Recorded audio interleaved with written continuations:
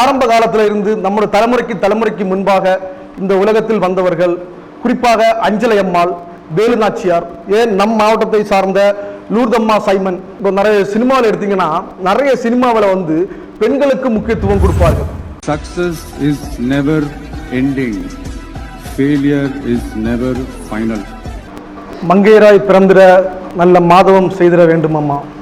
இன்னும் கவிமணி நேசிய விநாயகன் பிள்ளையினுடைய பொன்மொழி பேர்ப்ப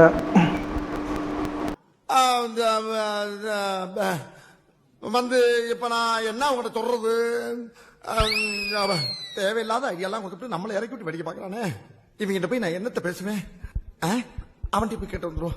இந்த நல்ல ஒரு நிகழ்ச்சியை நடத்தி கொண்டிருக்கக்கூடிய பேராசிரியர் உஷா மற்றும் அவர்களோடு சேர்ந்து பணியாற்றக்கூடிய பேராசிரியர்களுக்கும் மற்றும் நண்பா நண்பி இந்த டீமுக்கு இந்த வாய்ப்பினை தந்த கல்லூரி நிர்வாகத்துக்கும் நன்றியை தெரிவித்துக் கொண்டு, வருங்காலத்தை வளமாக கொண்டு வரக்கூடிய மாணவிகளுக்கும் எங்கள் சார்பாக, எங்கள் குழுமத்தின் சார்பாக நன்றியை தெரிவித்துக் கொண்டு, பொதுவாக வந்து வளமான பெண்கள் அப்படின்னு சொன்னால் ஆரம்ப காலத்தில் இருந்து நம்முடைய தலைமுறைக்கு முன்பாக இந்த உலகத்தில் வந்தவர்கள், குறிப்பாக அஞ்சலை அம்மாள், வேலு நாச்சியார், ஏன் நம் மாவட்டத்தை சார்ந்த லூர்தம்மா சைமன், இவர்கள் செய்த புரட்சி என்ன, இவர்கள் என்ன புரட்சியை கண்டார்கள், இவர்கள் இந்த பொருளாதாரம், கல்வி இதெல்லாம் முன்னேறுவதற்கு முன்பாகவே இவர்கள் இந்த உலகத்தில் வாழ்ந்தபோது எதெல்லாம் அனுபவித்தார்கள், குறிப்பாக அது என்ன என்று பார்த்தால் அவர்கள் பொறுமையை கடைபிடித்தார்கள்.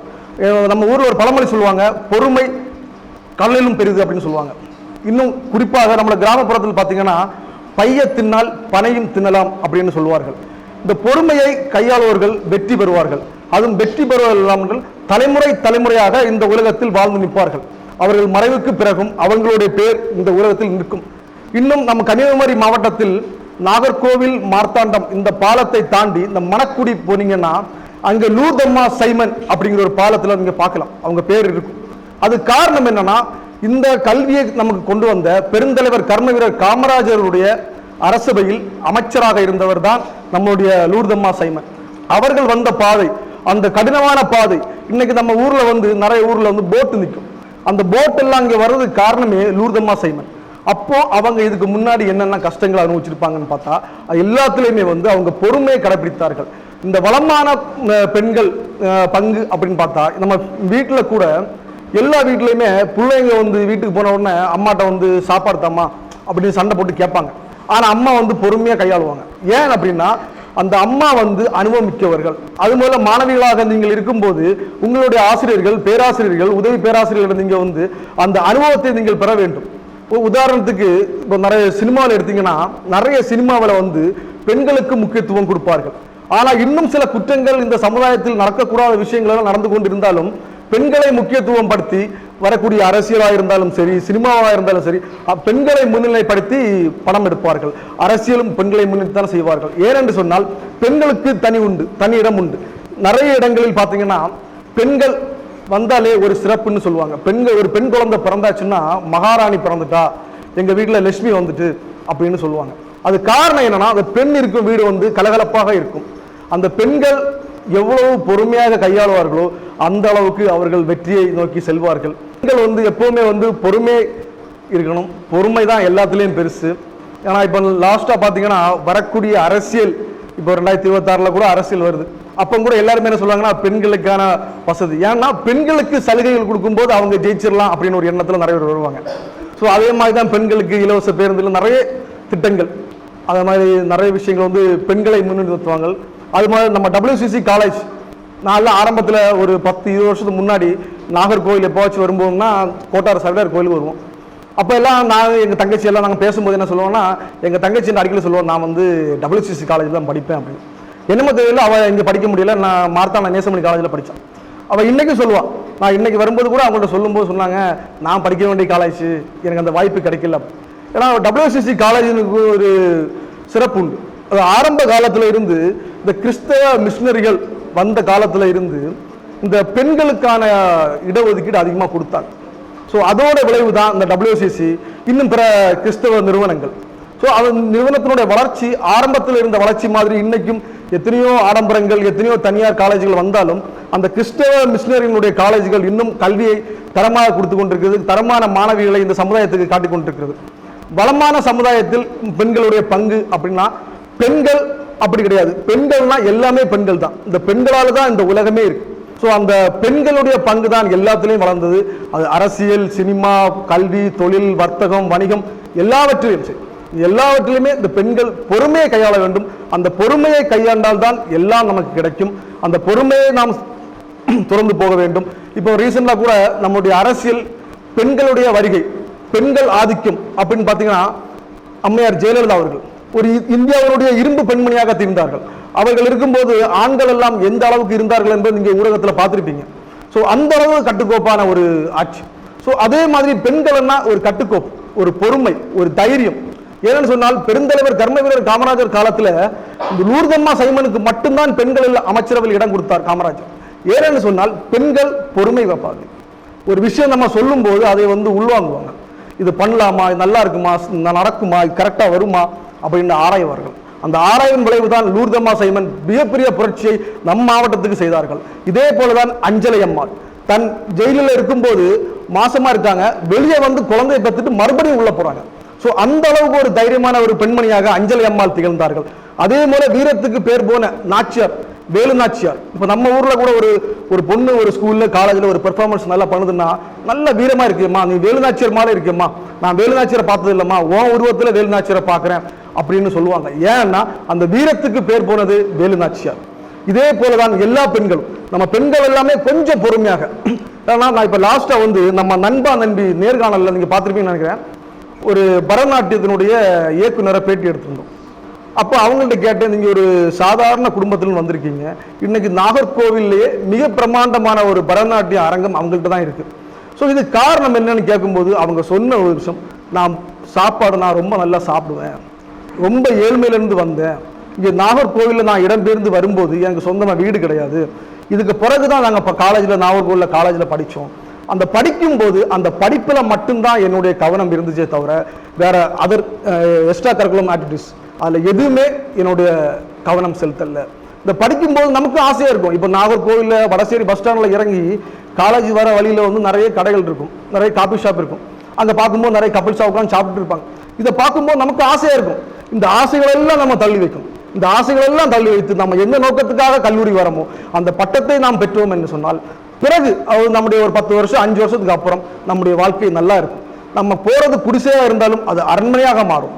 நம்ம எப்போவுமே நாளைக்கு படிச்சு முடிச்சு நீங்க பெரிய ஆளாகி உங்களுக்கு வீட்டில் அலைன்ஸ் பார்க்கும்போது கூட பணம் காய்க்கக்கூடிய வீட்டில் வாழணும்னு ஒருபோதும் ஆசைப்படாதீர்கள்.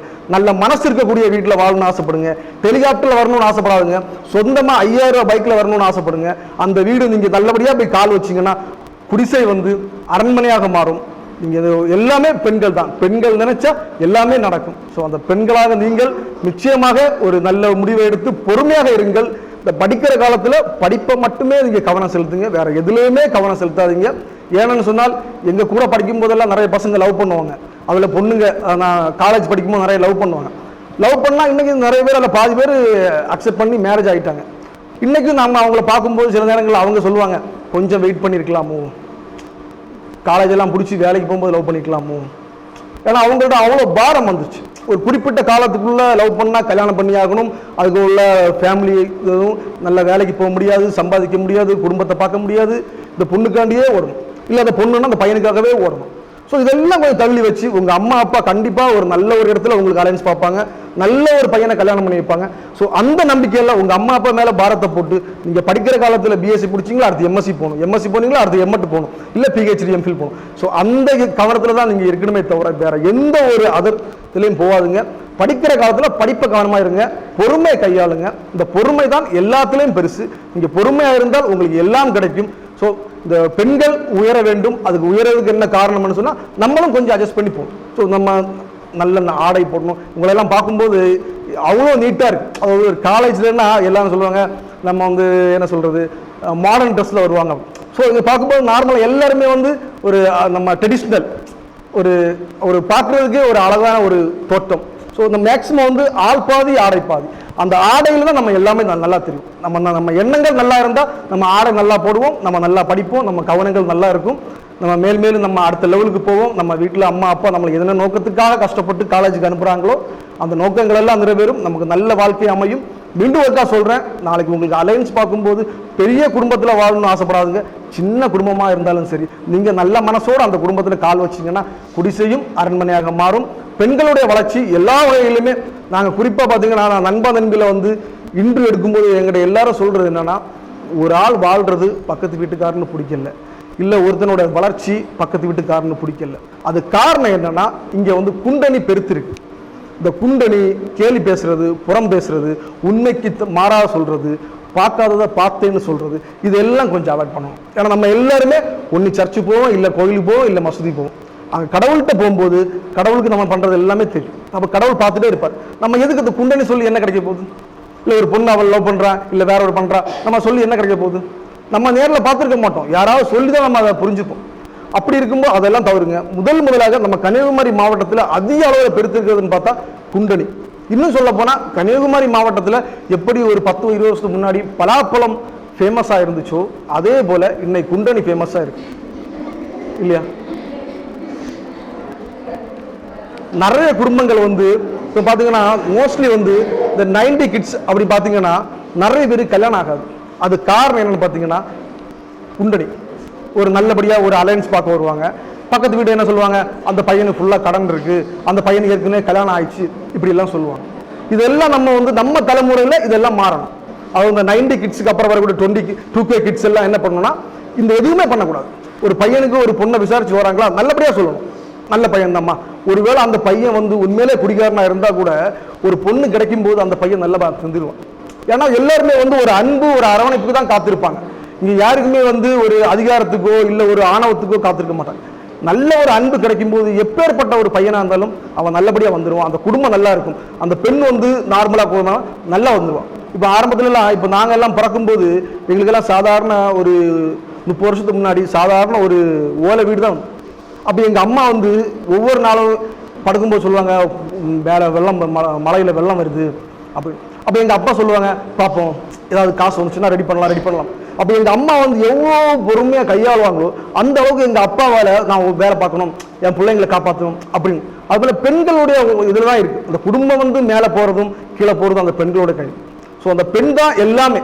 அதாவது இன்னை காலத்தில் 2000 வருடங்களுக்கு முன்பாகவே பெண்களுக்கான ஒரு இடஒதுக்கீடை கொடுத்தார்கள். ஆனால் அதுக்கு பிறகு சில ஆதிக்க சக்திகள் வந்து அந்த பெண்களை வேற விதமாக பார்த்தாங்க. ஸோ அதுலேருந்து மாறுபட்டு இன்னைக்கும் இன்னும் சொல்ல போனால் ஒரு அரசியல்ல ஒரு புரட்சி செய்யணும், பெண்களுக்கு முக்கியத்துவம் கொடுக்கணும். எந்த ஒரு தலைவர்களுமே பெண்களை முன்னிலைத்து தான் அரசியல் பண்ணுவாங்க, அவங்க கொள்கையில ரீதியாக சொல்லுவாங்க. இதே மாதிரி எத்தனையோ நம்ம தலைவர்களை நம்ம தேர்ந்தெடுத்திருக்கோம். வரக்கூடிய காலங்களில் அந்த பெண்களுக்கு ஒரு முக்கியத்துவம். இன்னைக்கு வந்து பார்த்தீங்கன்னா நார்மலாக நேற்றுக்கு வந்து மார்த்தாண்ட வெட்டுமணி அந்தனர் கோயிலில் திருவிழா நடந்துட்டு இருக்கு. அந்த மகளிர் இலவச பேருந்து எல்லாமே ஃபுல்லாக இருக்கு. அது காரணம் வந்து ஒரு மக்கள் வந்து ஒரு 10 ரூபா கொடுத்து வெட்டுமணிலேருந்து மார்த்தாண்டம் வர்றதுக்கு வசதி இல்லாமல் இருக்காங்க. ஸோ இது காரணம் என்னன்னா, இன்னைக்கு ஆடம்பரம், ஒரு உடையில ஒரு ஆடம்பரம், ஒரு நடையில சாப்பாடு விஷயத்துல எல்லாத்துலேயுமே ஒரு ஆடம்பரம். ஒருத்தர் வந்து ஒரு பல்சர் பைக் வச்சிருக்காங்கன்னா 150னா 180 வாங்கணும்.